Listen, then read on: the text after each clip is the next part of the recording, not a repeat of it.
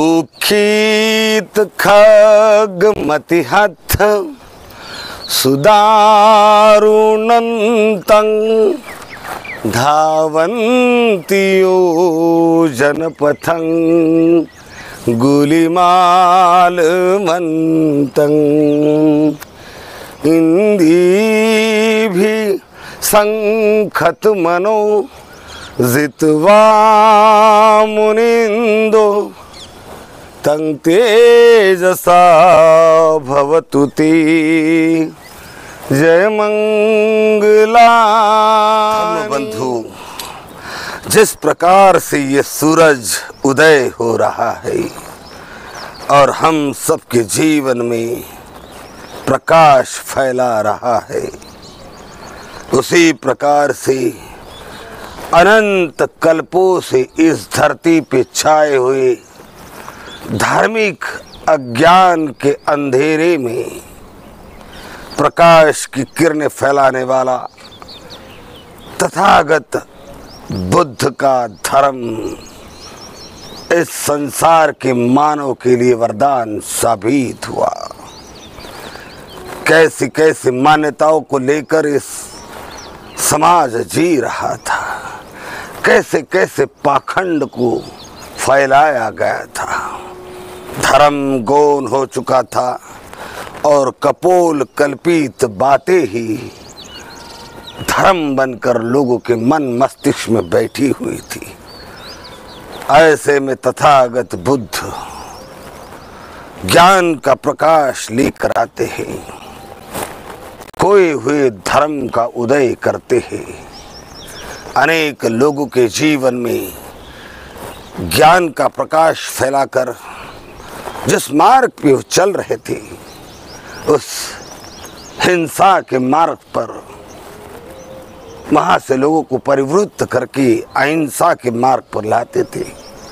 कपोल कल्पित मान्यताओं को हटाते हुए मनुष्य के मन में ज्ञान का प्रकाश फैलाकर करुणा, मैत्री, बंधुत्व और सनातन सत्य का प्रकाश डालते थे। अंगुलीमाल की कथा भी ऐसे ही मान्यताओं से जन्म लेती है। और मान्यता क्या कि जब तक गुरु दक्षिणा ना दे तब तक जो ज्ञान प्राप्त किया है, जो विद्या हासिल की है, उसका कोई फायदा नहीं, वे निरर्थक बन जाती है। इसी गुरु दक्षिणा ने कई लोगों का जीवन उद्ध्वस्त किया। इसी गुरु दक्षिणा के मान्यता ने अहिंसक को हिंसक बनाया, अंगुलीमाल बना दिया। अहिंसक वैशाली नगर के एक सुसंस्कृत परिवार का लड़का था। माता पिता ने मठ में रखा, गुरु के पास विद्या सीखने के लिए रखा। बहुत ही होनहार था। एक बार सुनता तो मन में बात ढाल देता। सबका चहेता बन गया, गुरु का चहेता बन गया, गुरु माता का चहेता बन गया। ये देखकर अपने मित्र उस पर चलने लगे। मित्रों इसको कैसे बदनाम किया जाए गुरु माता और गुरु के नजरों में, तो गुरु को भड़काया गया। गुरु माता और शिष्य के बीच नाजायज संबंध पनप रहे हैं, ऐसी शंका गुरु के मन में डाली गई। गुरु ने देखा गुरु माता को बहुत बुखार आ रहा था और शिष्य अपने गुरु माता के पैर दबा रहा था। गुरु ने देखा कुछ, और जिस शंकाओं ने उसका आंखों पर पट्टी बांध रखी थी, वहम ने उसके आंखों पर पट्टी बांध रखी थी, अंधा बनकर जो देखा उसका दूसरा ही अर्थ निकाला और फिर षड्यंत्र रचा कि किस प्रकार से इसको मठ से दूर किया जाए। तो मांग लेता है कि तुम मुझे गुरु दक्षिणा दो, और तुम मुझे गुरु दक्षिणा में 1000 लोगों की हत्या करके उनके हाथों की उंगलियों दान दो, तब जो विद्याएं मैंने तुम्हें सिखाई तब वो सार्थक बनेगी, वरना तुम पर मेरे ऋण रहेगी और तुम इन ऋणों को अदा कभी नहीं कर पाओगे। दुखी मन से अहिंसक अपने गुरु को छोड़ता है, मठ को छोड़ता है, जंगलों में चले जाता है। बड़ी दुखद स्थिति है, बड़ी विचित्र स्थिति है, बड़ा रोता है, चिल्लाता है, लेकिन उपाय कुछ नहीं मिलता, क्योंकि उसके मन पर भी मान्यताओं का लेप लखा हुआ है। ऐसा करेगी तो ही मुक्त होगी, ऐसा करना जरूरी है, इसलिए हत्या शुरू करता है। एक के बाद एक निरर्थक निरपराध लोगों की हत्या करते जाता है, और वो उंगली कहीं खो ना जाए इसलिए उसे गले में ही लटकाता है। जब 999 उंगलियां इकट्ठी हो जाती है, तब तक कितने ही लोगों की वो निरर्थक निरपराध लोगों की हत्या कर चुका है, पूरी तरह से चंड बन चुका होता है, पूरी तरह से वो हिंसक बन चुका होता है, उसकी सारी विद्या विलुप्त हो जाती है, उसकी मानवता करुणा मिट जाती है, केवल भयंकर ही भयानक उसका स्वभाव बन जाता है, निर्दयी स्वभाव उसका बन जाता है। कोई विद्या ऐसी नहीं कि उसे वापस लौटा सके, वापस ला सके।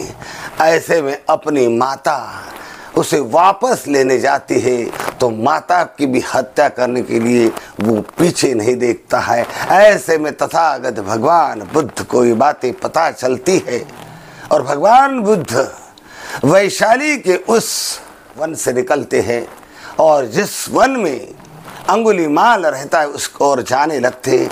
कई नगर जन उन्हें रोकते हैं, भगवान इस तरफ मत जाओ, क्योंकि वहाँ अंगुलीमाल डाकू रहता है, वो तुम्हारी भी हत्या कर देगा। भगवान कहते हैं उसी को रोकने के लिए मैं जा रहा हूँ, अगर मैं उसको रोक ना सकूँ तो फिर मैं तथागत कैसे, और मेरी विद्या का, मेरे ज्ञान का क्या फायदा कि मैं एक हिंसक आदमी को वापस अहिंसक ना बना सकूं, तो मेरी ये विद्या किस काम की।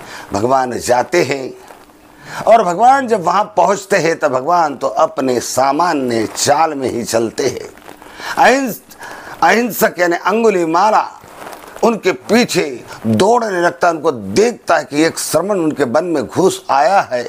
अब ये उसकी अंतिम इच्छा है कि 999 अंगुली हो चुकी है, 1000वीं अंगुली आज उसे मिलने वाली है। बड़ा प्रसन्न होता है और खड़ग उठाता है, हत्या करने के लिए जो साधन है खड़ग उठाता है और दौड़ने लगता है। और इसलिए कहा गया उखीत खग मतिहत सुदारुणंतम, खड़ग उठाता है, धावंतियों जनपथं गुलिमाल मंतम, और भगवान के पीछे दौड़ने लगता है। भगवान अपने सामान्य चाल में चलते जाते हैं, फिर भी अंगुलीमाल उनकी बराबरी नहीं कर सकता है, पसीना पसीना हो जाता है, फिर भी भगवान को पकड़ नहीं पाता है। फिर चिल्लाता है हे समन रुक जाओ। भगवान उसकी वाणी सुनकर उत्तर देते हैं हे अंगुलीमाल, मैं तो कब से रुका हुआ हूँ, तुम ही संसार में दौड़ लगा रहे हैं, तुम कब रुकोगे अंगुलीमाल, तुम रुक जाओ अंगुलीमाल, मैं तो रुका हुआ हूँ। कहने का तात्पर्य ये है साथियों कि हम भी तो रात दिन काम तृष्णा भव तृष्णा के पीछे दौड़ लगा रहे। एक मनोकामना पूर्ण होती है, दूसरी को प्राप्त करने के लिए उसके पीछे भागते हैं। भगवान तृष्णाओं से मुक्त हो चुके थे। भगवान का मन भौतिक सुखों से तृप्त था, मुक्त था। भगवान का मन भगवान के पास था, वश में था, सुदंत था। इसे ठहरना कहते हैं, और इसलिए भगवान कहते हैं मैं तो कब से ठहरा हुआ हूँ, तुम ही दौड़ लगा रहे हो। भगवान की वाणी सुनकर अंगुलीमाल के मन पर बड़ा प्रभाव पड़ता है। कि ये समन कुछ अलग है।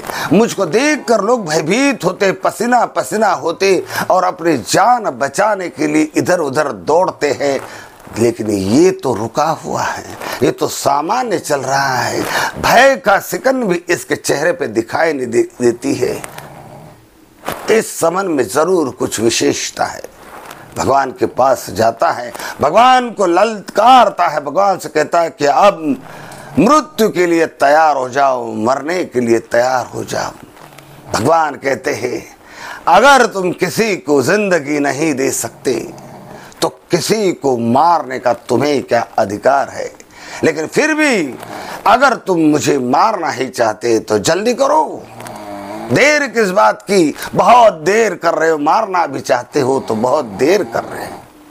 इस बात का भी अंगुलीमाल के मन पर प्रभाव पड़ता है। सोचता है पहली बात तो ये मुझे डर नहीं रहा है, डरता नहीं है, निर्भय है। और दूसरी बार ये पलट कर जवाब भी देता है तो बड़ी कोमलता से, विनम्रता से, मधुर वाणी से जवाब देता है। और अब जबकि मैं इसे मारने की बात कर रहा हूं तो कहता है कि जल्दी करो, मारने में देर क्यों लगा रहे हो, बहुत देर कर रहे हो तुम, जल्दी से मार दो। अरे इसे मरने की इतनी उताल कैसी। इन बातों से उसका मन पिघलने लगता है। वो जानना चाहता है कि इस समन में ऐसा क्या है। तब तथागत के पास जाता है और तथागत को कहता है कि हे समन, तुम्हें मेरा डर नहीं लगता, भय नहीं लगता।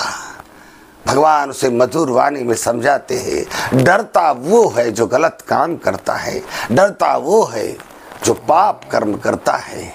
हे अंगुलीमाल, अब भी तुम्हारे मन में वो विद्या है, अब भी तुम्हारा मन धर्ममय है। उस पर जो लेख लगे हैं अंध मान्यताओं की, अहिंसक हो तुम पे हिंसा के लेप लगे हुए, तुम पर मान्यताओं के लेप लगे हुए हैं। और तुम सोचते हो कि मैं 999 लोगों को मार चुका हूँ, 1000 लोगों को मैं मार दूंगा तो मेरी गुरु दक्षिणा पूर्ण हो जाएगी और विद्या मेरे काम आएगी। ये गलत मान्यताओं के कारण तुम धर्म के मार्ग से भटक चुके हो।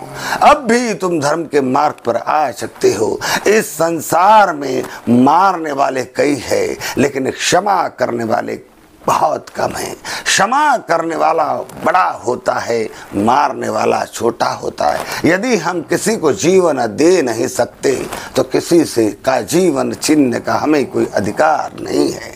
इस प्रकार से करुणा, अहिंसा, सदाचार की बातें अंगुलीमाल को समझाई जाती है और अंगुलीमाल भगवान की शरण ग्रहण करके भिक्षु बनता है और अंगुलीमाल भगवान का सबसे श्रेष्ठ संग नायक बनता है, अरहंत बनता है। तो उखीत खग्गमतिहत सुदारुणन्तं धावन्ति जनपतं गुलिमालवन्तं। तो ये तथागत बुद्ध और अंगुलीमाल की कथा है। बहुत समझने जैसी कथा है, मन में उतारने जैसी कथा है, जीवन परिवर्तन करने जैसी कथा है। तो कपोल कल्पित बातों ने, कपोल कल्पित मान्यताओं ने, पाखंड ने लोगों को धर्म के मार्ग से विचलित किया। और जो लोग धर्म के मार्ग से विचलित हो चुके थे, ऐसे लोगों को धर्म के रास्ते पर लाने के लिए अनेक संतों, तथागत बुद्ध, अनेक बुद्धों, अनेक अरहंत, अनेक तीर्थंकरों ने कार्य किया।